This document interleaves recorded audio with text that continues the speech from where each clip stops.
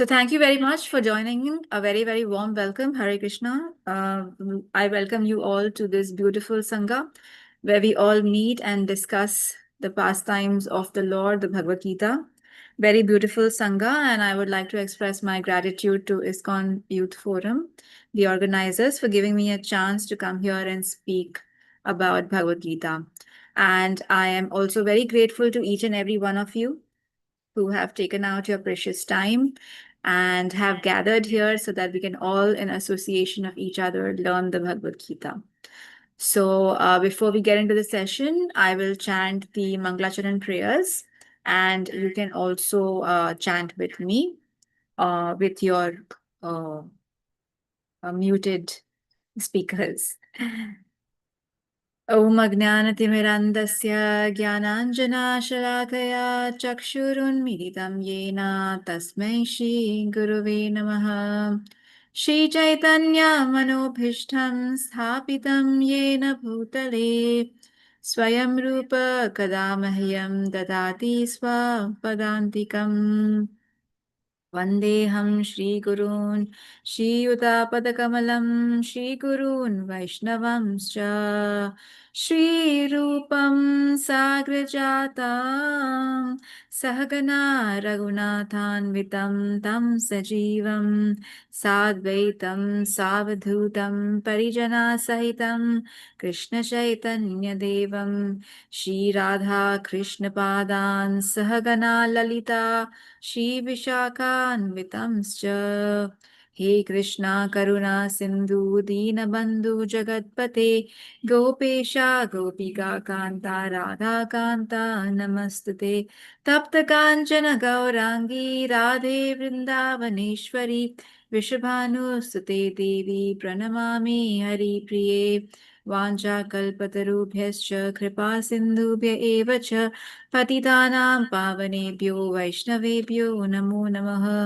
नमो ॐ विष्णुपादाय कृष्णप्रेष्ठाय भूतले श्रीमते भक्तिवेदान्त स्वामिनिति नामिने नमस्ते सारस्वती देवे गौरवाणी प्रचारिणे निर्विशेष शून्यवादी पाश्चात्य देशतारिणे जय श्री कृष्ण चैतन्य प्रभु नित्यानंदा श्री अद्वैत गदाधर शिवासादि गौर भक्त वृंदा हरे कृष्णा कृष्णा कृष्ण हरे हरे हरे राम राम राम हरे हरे मूकं करोति वाचालं पंगुं लंघयते गिरं तत्कृपातमहं वन्दे श्रीगुरु दीनदारणं परमानन्दमाधवं Sri Chaitanya ईश्वरम्.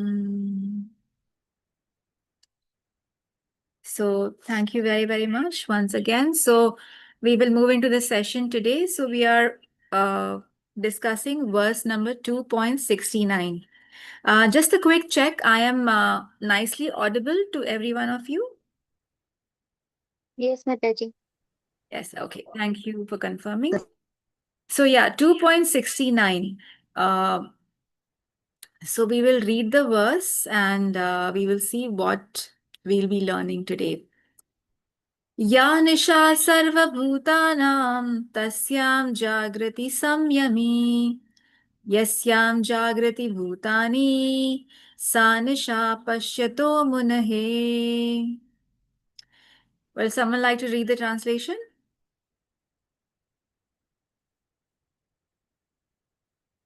Yes, Mataji, I will like to do. Yes, please. What is night for all beings is the time of awakening for the self-controlled, and the time of awakening for all beings is the night for the introspective sage. Thank you. We will read the purport.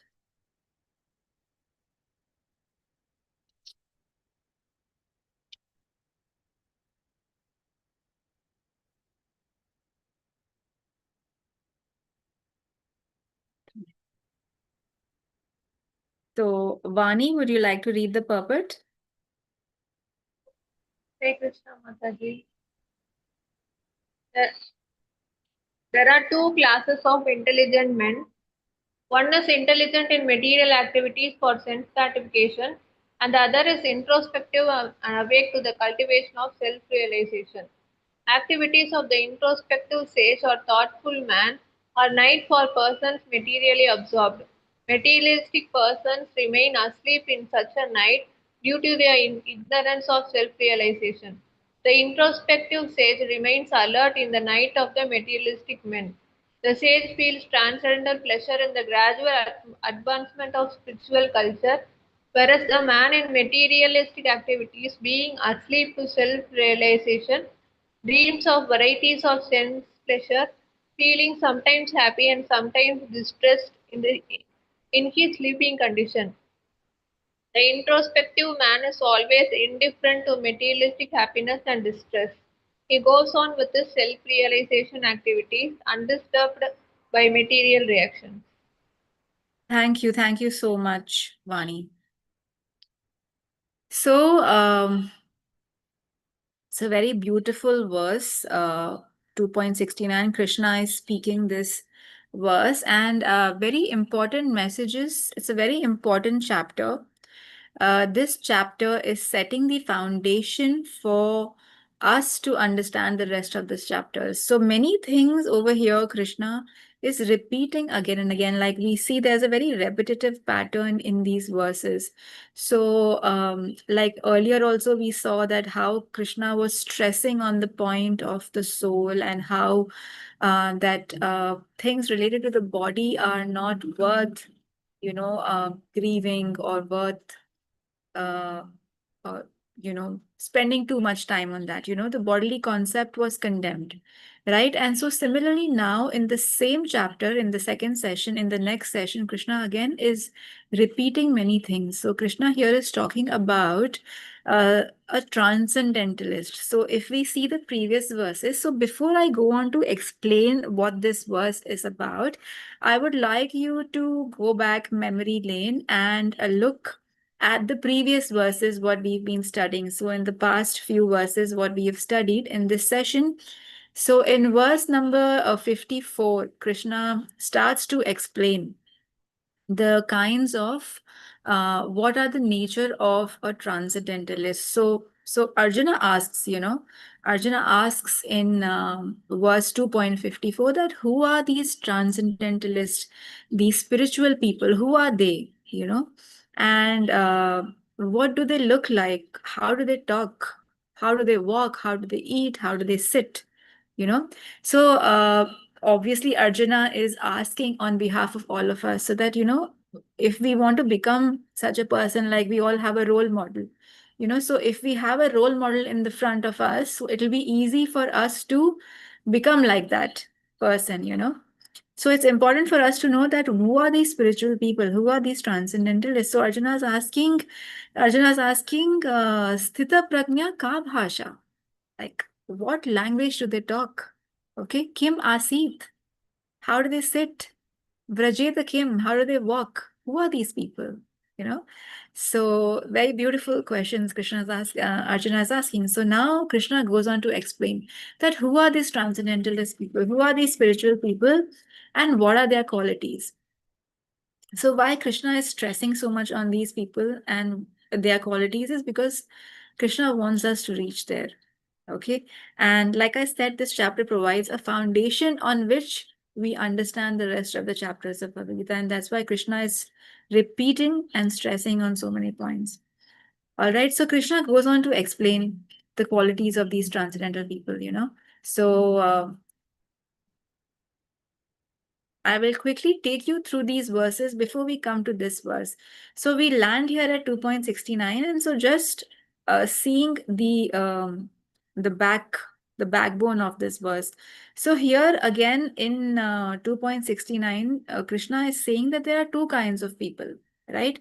Materialist and spiritualists. Okay, and similarly, there are two kinds of intelligence: material intelligence and spiritual intelligence. So there are two categories of people, right? So it's easy to understand the category of material people, right? The world is filled with materialistic people. But who are these transcendentalists? So it's important to understand what are their qualities, right? So quickly we will see what Krishna is telling about these qualities. So Krishna gives a very detailed explanation of these people called Sthita Prajna. Krishna calls them Sthita Prajna. So Krishna says that these Sthita Prajna, they give up all the varieties of desires which are related to sense gratification. Right? So Krishna says, Prajahati yada kama, sarvan partha manogatan, sarvan. They give up all kinds of desires which are related to sense gratification. And because of that, their mind is purified, right? Atmani evatmana tushtaha. Okay, sthita pragnan tadochyate. So these people, they give up all kinds of they give up all kinds of desires, and because of that, their mind becomes purified. Now the question is that, is it easy to give up desires? Like, we all have our experiences and we know how difficult it is. Like every moment the mind is demanding something, right? So one is artificially renouncing and one is naturally to develop a detachment from these desires, right? So if we artificially try to renounce these desires, then that is not possible, right? Because as an embodied being, so Krishna tells in the next verse that an embodied being, for an embodied person like us, those who, the soul that has taken up a body, they are called embodied, right? For them, it is not possible to give up desires, right? It's not possible that we give up the desires. There is just no point at which we can give up desires, right? So what we have to do is we have to develop a higher taste, right? So when we develop a higher taste, then automatically the lower tastes, we will not be interested in them. So like a very gross example we can take is like how, sometimes we would eat at small idli kadais, we would just go stand there would be no chair to sit, and we just stand and eat some idlis, and then after some time we got exposed to these cafes, these coffee shops, and they have nice couches and they have a Wi-Fi. You can sit there for hours and hours and hours and catch up, do your work, do your projects, right? So you will no longer want to go to that idli kada, because you have developed a taste for going to the coffee shops, right? So, for example, when we were kids, our moms would make us wear anything. We would just pick up something from somewhere, local shops, or some t-shirts, some shorts. We would look like jokers if we see our old pictures, as kids. And then when we grew up, we started wearing brands. So when we started wearing brands, then we no longer wanted to wear those streetwear clothes. And now we are used to wearing brand. And before we would use Nokia, but now everybody wants to use Apple, right? So when you start using something more expensive, when you start, eating something more nice, then you automatically lose taste for the less good ones, right? So Krishna then goes on to explain in the next verse that Vishaya Vinivartanta, okay? Vishaya Vinivartante Niraharasya Dehina. So it's not possible that an embodied person uh, uh, gets rid of these desires. What he can do is he can develop a higher taste. Param Drishtva Nivartate. So when he engages himself in doing the activities of a higher level, then automatically he will lose taste for lower things, right? So we can see these examples for ourselves, that when what I gave you were material examples and gross examples, but we can see that when we start chanting, and once when we start taking prasad, then automatically we lose taste for other things, right? So nobody has to force us, don't eat onion garlic, nobody has to force us that don't go and see movies. You automatically developed different kinds of desires, okay? And those desires are not centered around sense gratification or bodily conceptions, right? So those desires are then centered around pleasing the Lord and his devotees, right? So, a lot of focus over here in these verses is given on sense control. So, we can see Krishna is explaining in various verses that how a Sthita Prajna is free from desires, he's free from attachment, he's free from anger, he's free from fear. In fact, Prabhupada goes on to write in the purport that Prabhupada makes one statement that success or no success, a devotee is always engaged in Krishna conscious activities, right? So we are performing devotional activity, and whether it gives us results or it doesn't gives us result, if we get success or if we get failure, it doesn't matter. But what we do is we keep on doing that, right? And that itself is such a satisfying activity, the performance of devotional service, right? And then Krishna goes on to explain the analogy of a tortoise, and he says that how Prabhupada explains in his purports that the senses are like venomous snakes, So just like venomous snakes they are very dangerous. They can bite you, and then you can lose your life. So similarly, senses are like that, So a snake charmer is required to control the senses. So similarly, we need a snake charmer. We need a snake charmer where we can, captivate our senses. Okay, which can captivate our senses, right? So higher taste is essential. And then Krishna goes on to also explain that what happens when the senses are not controlled. So there's a very detailed explanation of how once you think of a particular sense object, and when you don't get that object, then you develop attachment for that object, and then from attachment arises fear, arises this thing. Dhyayate Vishyan Pumsa Sangoste Subhajayate Sangat Sanjayate Kama Krodha Bijayate. So when you develop lust, and then when it is not fulfilled, then you develop Krodha, and then Krodha, and then from there attachment arises, then aversion, and then memory is bewildered, and then finally when you don't get a particular object, you are mentally disturbed, and then you lose your intelligence. So all that warnings is given by the Lord. And then Krishna says a very important example. Krishna says a very important statement. He says, persons free from attachment and aversion obtains the mercy of the Lord, right? So Krishna here explains that how rules and regulations. So the last verse that we discussed, 2.64, very beautifully described by Nandapriya Mataji. So she explained that how rules and regulations are necessary for us to reach that spiritual platform, right? So we require that armor of rules and regulations, and then we can obtain the mercy of the Lord. And such a candidate can be suitable for liberation. So this is how we come to this verse. And here now Krishna is explaining that what is the difference between a materialist and a transcendentalist. Okay, so now we can understand, like if we see the literal meaning of this verse, it says that the night for all beings is the time of awakening for the self-controlled, right?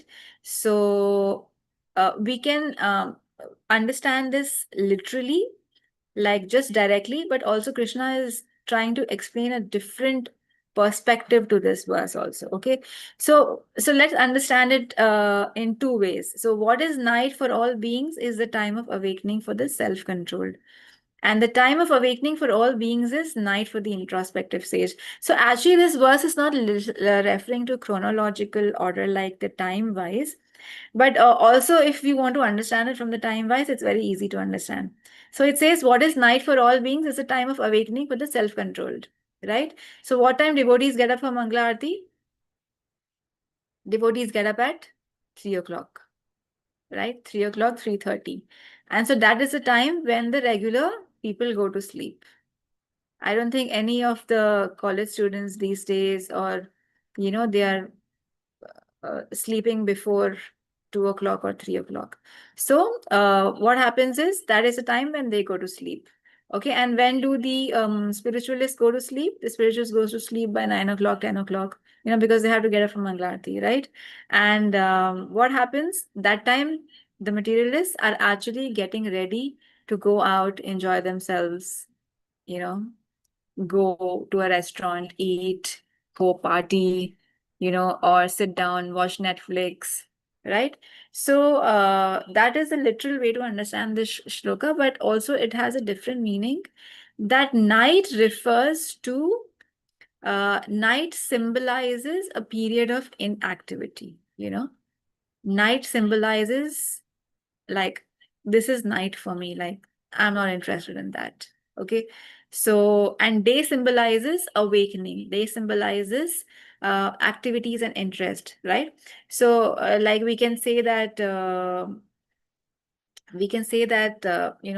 for example, if I don't like shopping, so you can say shopping is night for me, you know but trekking and hitchhiking are day for me, right? So that is how this is what the verse is trying to represent, that night symbolizes a period of inactivity or something that you're not interested in. So what is night for a materialist is day for the spiritualist, and vice versa. So here we are seeing that the activities of a materialist and the activities of a spiritualist are completely opposite. They live in two parallel universes, right? So for materialists, sense gratification is a primary interest, right? But for spiritualists, sense gratification is not important. What is important is the satisfaction of Krishna. Okay, so it is two two varieties, like two opposites, two variables, one end of the spectrum and other end of the spectrum. The spiritualists, for them, the what the materialists do is repeated sense enjoyment. Every day you want to listen to the same songs, every day you want to go eat in the restaurant. Bored nahi ho jate ho kya? Right, same thing. Like, when some new trend goes out on Instagram, then you see everybody is using that song.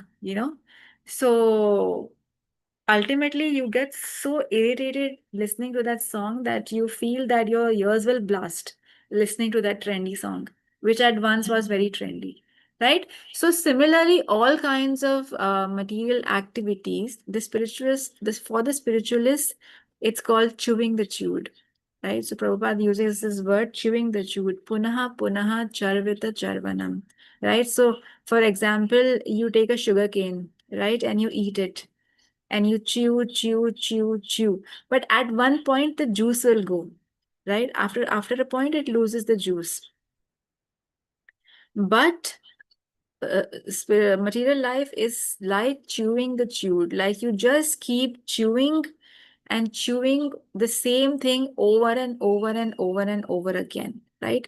So why the spiritualists think like that? Because we have been in all kinds of species. We have been in all kinds of species, and we have been doing this repeated sense gratification in all these species of life. It's the same. Ahar, Nidra, Bhaya, Methunam. Eating, sleeping, mating, defending. These four activities are same in all the species of life. And we have been through all these species of life before coming to this human form of life. So, in the other species of life there was no karma, right? And there was no scope for self-realization or God realization. So we have done enough of that sense gratification. So the spiritualists think that kitna karenge yaar, like how much will we gratify these senses? It's like pouring petrol over fire. So the fire is not going to, there will not be a point where you can satisfy the senses. Ye dil mange more. Always the senses are looking for, something new, you know, to satisfy the senses. Like gulab jamun is not enough, pizza is not enough. People want to make gulab jamun pizza, gulab jamun Maggie. So, so people are trying to invent new and new methods of satisfying their senses. Every day you see some new restaurant has opened. Every day you see some new recipe. Every day one new song. So there is no end to satisfying these senses, right? But human life is meant for something higher and beyond this sense gratification. So material enjoyment is different and spiritual enjoyment is different, right? So this is what actually the verse symbolizes, that there are two parallel universes. Okay, there are two kinds of people, there are two kinds of intelligence, a materialist and a spiritualist. And if we see that, so Krishna has spent considerable amount of time trying to explain to us that who are these spiritualist people, what do they eat, what do they talk, how do they walk, how do they sit, you know and what are their friends. So you see that there is a difference in everything between these two people. Okay, so there's a difference in speech, there's a difference in the dress, there is difference in the diet, there is difference in the lifestyle, holiday, daily routine, friends, right? So, anyone would like to take any of these and give me an example that how a materialist differs from a spiritualist? Would anyone like to tell me, tell everybody that you can pick up any of these and express that how a materialist is different from a spiritualist? Mataji, like for example, holiday, a materialistic will like to go to a movie, to a bar or a pub to spend their holiday or some to beach or somewhere. So whereas spiritualist will try to go for a like temple, some temple of like temple from various places. They will choose a Exactly. tourism as a temple. Exactly, exactly. Yeah. And also, a materialist, they will go to Goa, Bali, all these places. Bucket list is different for devotees. For devotees, bucket list is Giriraj Parikrama, Navadvip Mandal Parikrama, Mayapur Parikrama, Vrindavan Chaurasi Kos Parikrama, Ahobilam, Char Dham Yatra. So the bucket list is different for devotees. Devotees want to do all these things, right? But a materialist bucket list is Switzerland, all these places. Anyone else would like to um, share something? Like Madhuji friends, when we have devotee friends, they support us, they guide us at the right direction. But if you Yes, have materialist friends, then they will say, okay, this is fine, let's do it. So like that, they will say this is not wrong, but the devotee friends guide and they will give us the spiritual solution, not the material exactly. solution, Yes, yes. and that For helps us example, better. if you have a devotee friend, and if you skip Ekadashi, so devotee friend will chastise you. Like, are you crazy? Today is Ekadashi, you have to fast. But if you have, if they are a materialist, and then they will say, "Kya hai Ekadashi yaar? Chalo, ye sab kuch nahi hota. Chalo, chalo, let's go. There's a new restaurant. Let's check it out. Ye Ekadashi sab karte rahenge. We will, the whole life is there to do Ekadashi." So they have different friends. Daily routine. You see daily routine of devotees, and you see daily routine of regular people. you know so devotees need more number of hours in a day, compared to, because they they need to complete their chanting. They need 2 hours in chanting, and then reading and listening to lecture, and if they want to attend Mangla Aarti and then do service, so all that. So daily routine itself is different. The devotees will cook for themselves, they will cook, offer bhoga to the Lord, eat prasad. you know Lifestyle is completely different. you know Over here we think, devotees will think, like, uh, materialists will think that, okay, any program we'll do it on Sunday. But for us, Sunday means going to temple and attending temple program, and doing seva in the temple. That is Sunday for us, right? Diet is completely different. Right, diet is completely different. We have sattvic diet, and there are different grades of diet in materialists. There will be a rajasic diet, a tamasic diet, and a really, really abominable diet, right? The dress is different, the speech is different. The devotees talk. So devotees, the devotees will talk. If they want to call somebody, they'll say, "Hey, Hari bol." You know, we use Hari Bol for everything, Hari Bol. Okay, so if you want to celebrate something, we'll use Hari Bol. If we want to scold somebody, we'll use Hari Bol. If we want to call somebody, we'll use Hari Bol, We'll say, hey, Hari Bol, come here. And if we want to, scold somebody, we'll say, Hari Bol, what did you do? So the speech is completely different. So we are, in whatever we are talking, we are remembering the Lord in our speech. But then if you see a materialist, then most of the times they are using, bad words, bad speech. Her every sentence will have a bad word. And they think this is cool, you know. So anyone would like to share anything else? Differences? Krishna Maharshi, I want to share one point related to friends only. Like, it's my personal experience.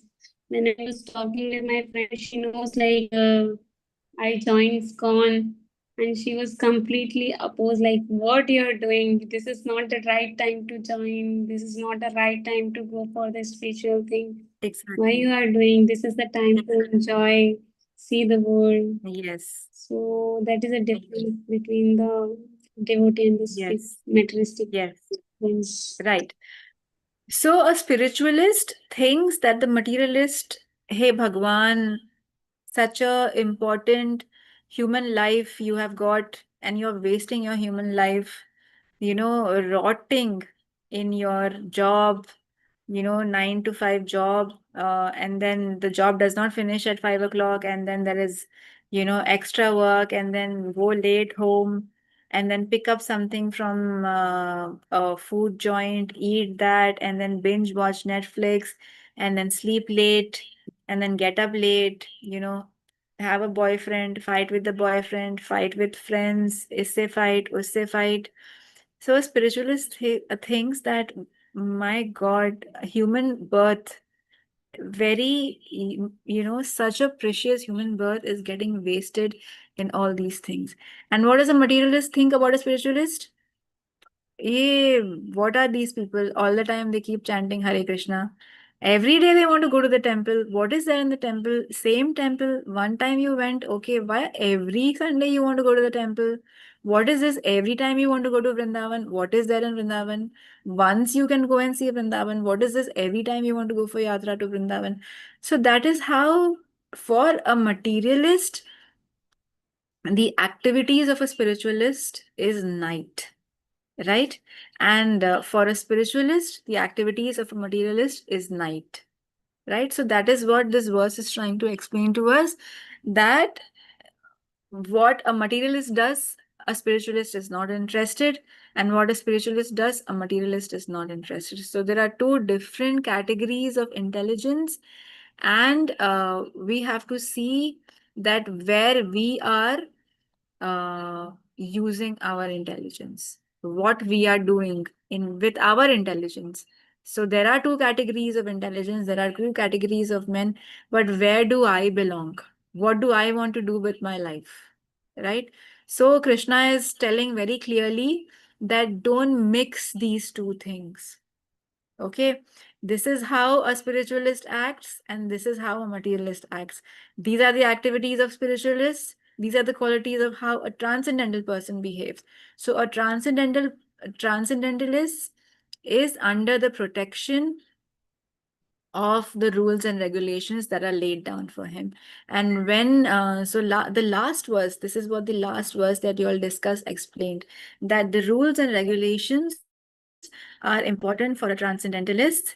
And then when such a person develops this higher taste, where he's no longer no longer attached or no longer averse, like free from rag dvesh, vita raga bhaya krodha, free from attachment, free from anger, free from fear. Okay, all this is interrelated. Okay, that vicious cycle, dhyato vishyan, it's all interrelated. One thing leads to the other, right? It's like that. So then, when one is free from that, he can obtain the mercy of the Lord. And then, in such a case, this candidate is fit for liberation. This is what Prabhupada says, right? So the example is given of many examples are given in the purports by Prabhupada. The example is given of Ambrish Maharaj, that how Ambrish Maharaj used all his senses, right, in the service of the Lord. So here the one focuses on self-control. So self-control is sense control. Sorry, sense control के लिए rules and regulations are very, very important. And how you control the sense? You control the senses by engaging it in a higher activity, right? For example, the example is given of Haridas Thakur, that Haridas Thakur was chanting, and Maya Devi herself went to disturb him, right? But because he had experienced the higher taste of chanting, so Sakshat Maya Devi herself was dressed up as a beautiful lady and she had come to disturb him. But nothing, you could not disturb Haridas Thakur. In fact, with the association of Haridas Thakur, that lady transformed into a devotee, right? So, and the example is given of Ambarish Maharaj, there's a very beautiful shloka given over there, that how every sense you should utilize in the service of the Lord, because any one sense can um, drown your boat, you know. So it is not that ki chalo, I am chanting, so I am protected, I am following I am not eating onion garlic, I'm taking prasad, so that is taken care of, but I can binge watch Netflix, you know. So Krishna says that any one sense can trap you, right? So all the senses should be engaged in the service of the Lord. So the eye should be engaged in seeing the darshan of the Lord. The nose should be engaged in smelling the flowers of the Lord. The mouth should be engaged in singing the glories of the Lord. The ears should be engaged in hearing the glories of the Lord. The tongue should be engaged in taking Krishna Prasad. The hands should be engaged in doing the service of the Lord, right? The legs should be engaged in going to the temple, doing parikrama.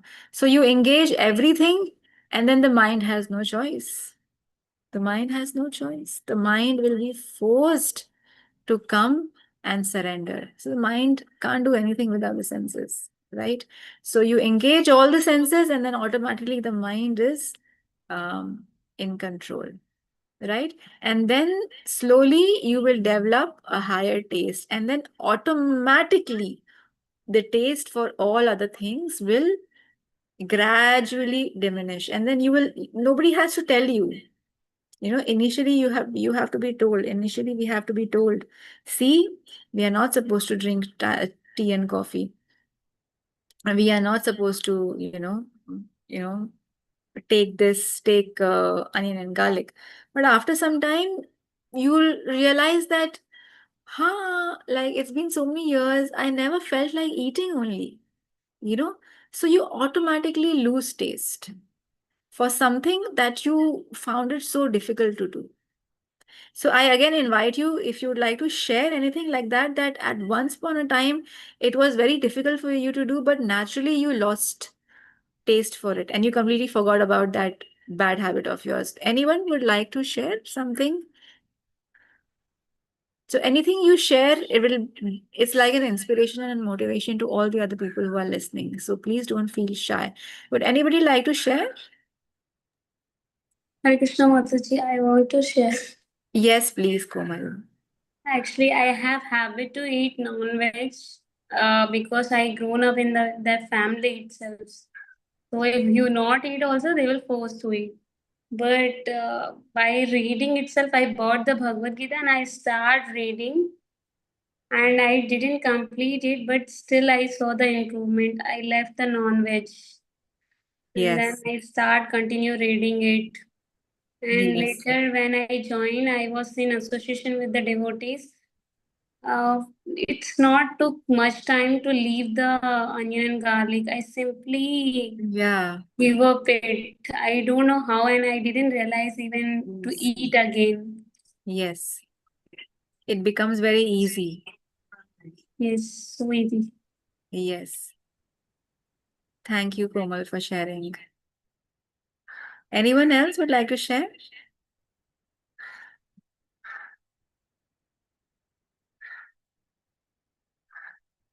Anyone else would like to share something that it was hard to give up in the beginning, but now they completely lost taste for it?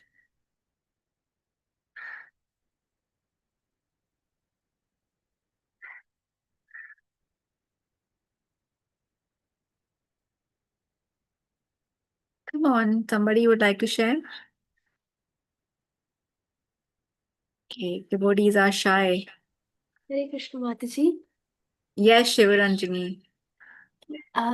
Something that was hard to leave was initially a few years ago. I would feel very left out if I am not, go out with friends. If they are planning to go somewhere, I would feel very left out because I'll not be able to. Now I feel very relieved if they do not call me.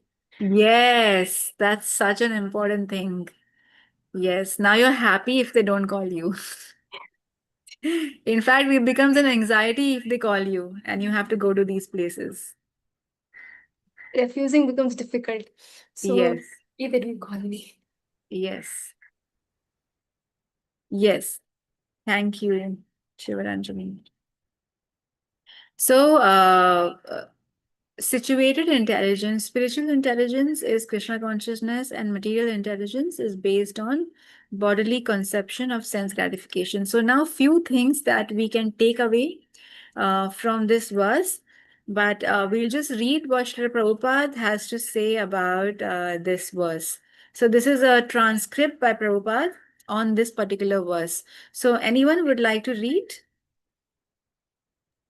Shall I read what? Yes, yes, go ahead. If you are actually serious for spiritual emancipations of life, then the process recommended in the Bhagavad Gita as practically demonstrated by Arjuna. If we follow this principle, then we shall be proceeding towards the spiritual emancipation of life, undoubtedly and without fail. So, whole thing is that we have to make the best use of bad bargain. The whole thing is the senses. Senses are the cause of my material miseries. Now, I cannot avoid the senses in my present status of life. The best thing is that senses may be engaged in the service of the Lord so that automatically they will be restricted and purified, and my spiritual life will be revealed, and the spiritual perfection will sure to come. Right. Thank you, Komal. So this is what Prabhupada is saying. Prabhupada is saying the whole thing is the senses. Senses are the cause of my material miseries. Now I cannot avoid these senses in my present status, but the best thing I can do is it can be engaged in the service of the Lord, making the best use of a bad bargain. So whatever is. Now how I can use whatever my situation is, how I can use it and use my senses in the service of the Lord.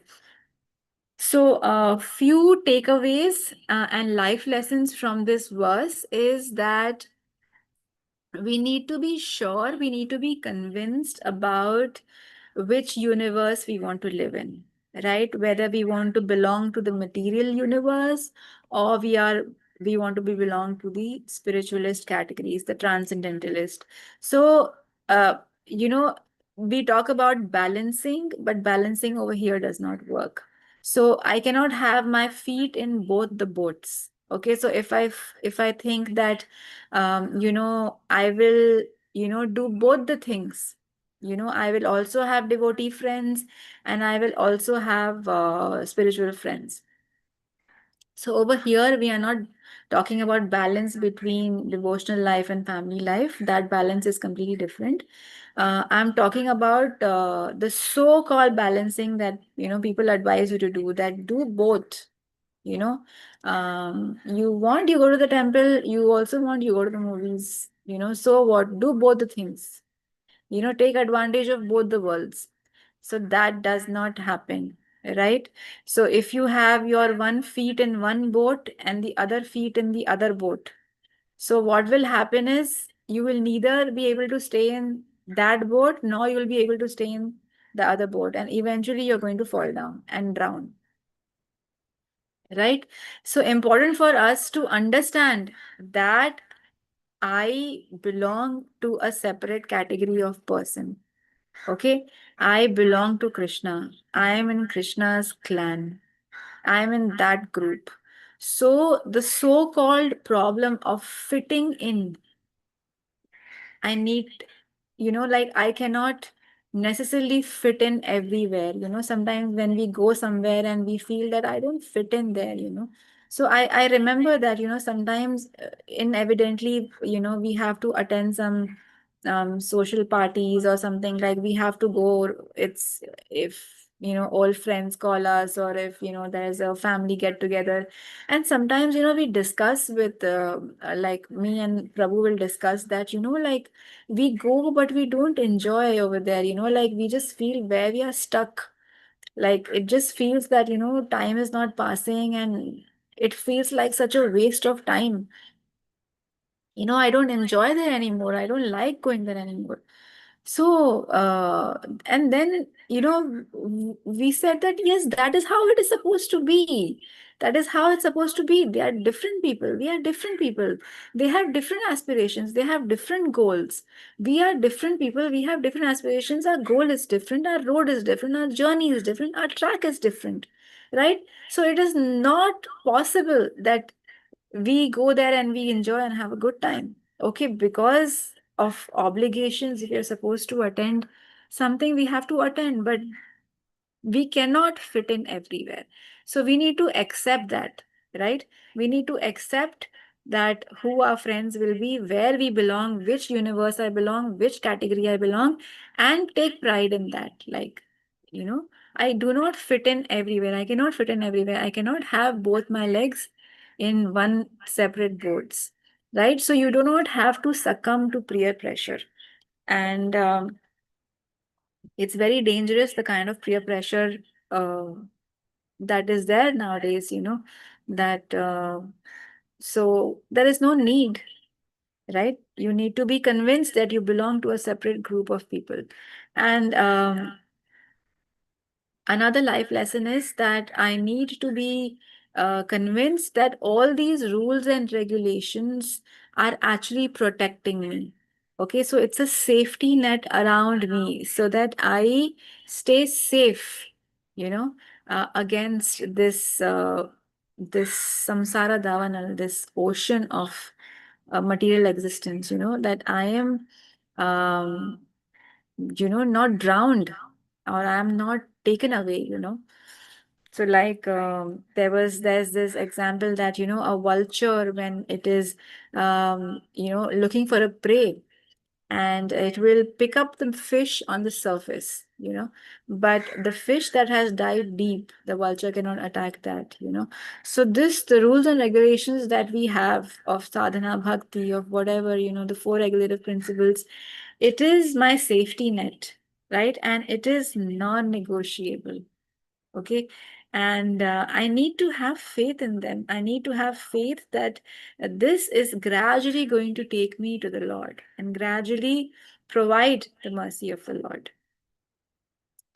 And the next life lesson is that I stay close to people who are in my universe. So I be very careful of the kind of people I associate with, because whoever I associate with, I will automatically start to talk like them, work like them, eat like them, and speak like them. Right? It's very natural. Like you stay with any person and you will slowly see subconsciously, you pick up their qualities, you pick up their habits, subconsciously, like it inevitably happens, right? Whether you want it or you don't want it. So stay close to people who are who share the same universe as me, so spiritualists. So have more devotee friends, and automatically you'll see that you will start talking like devotees, you will like speaking like devotees, eating like devotees, performing activities, like gradually you will see that shift in your life, and it happens very effortlessly. There is no pressure.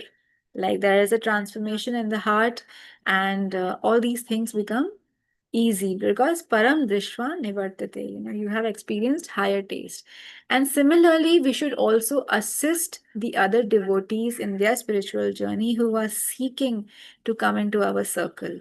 We should be welcoming, we should be assisting, and we should be helpful to all those devotees who are aspiring to get into this this circle, this right. Right. So I will end my session over here. Thank you very, very much. We have a few minutes left. And so somebody wants to share their reflections, takeaways, learnings, or if somebody has a question, I'll try to answer them.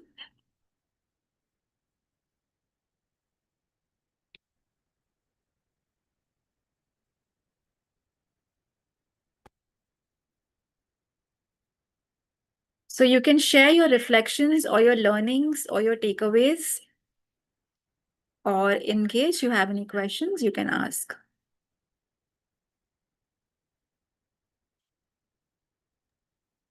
Hare Krishna Mataji, my learning is from today's session is if we simply engage our senses in service of Lord, then the mind automatically can be engaged. So that is my learning. And one question I have, like, since we are in this world, so we are going through with so many things, like our work, so many things. So we have to associate with the peoples who are non-devotee. So what about that? That we consider like we are standing in two boats. Yeah, so we have to associate with all kinds of people. So there is also एक होता है physical association और एक होता है association at the mental level, at the emotional level. So we should, we have to associate with our colleagues, we have to associate with our work wherever we are working, our colleagues, our seniors, our juniors.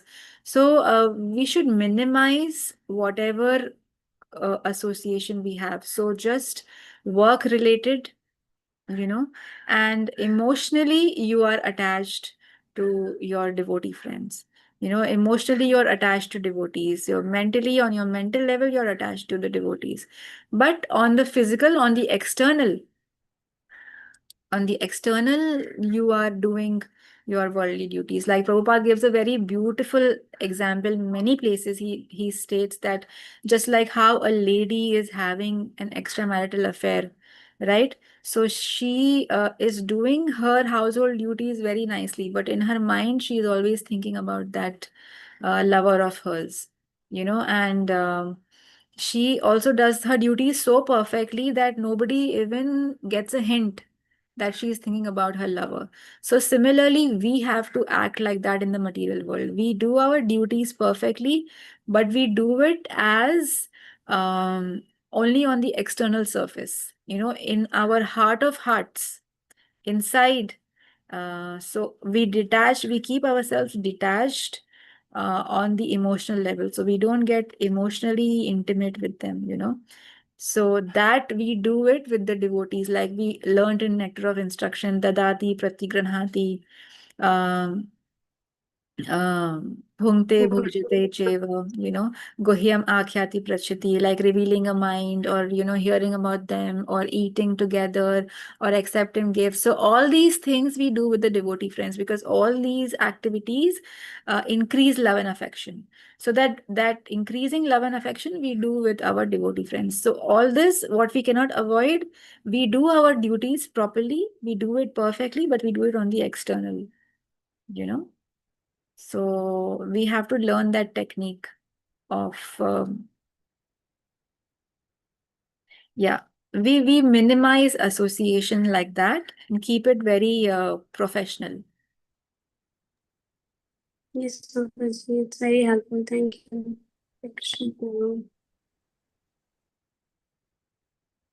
Anybody else has any questions?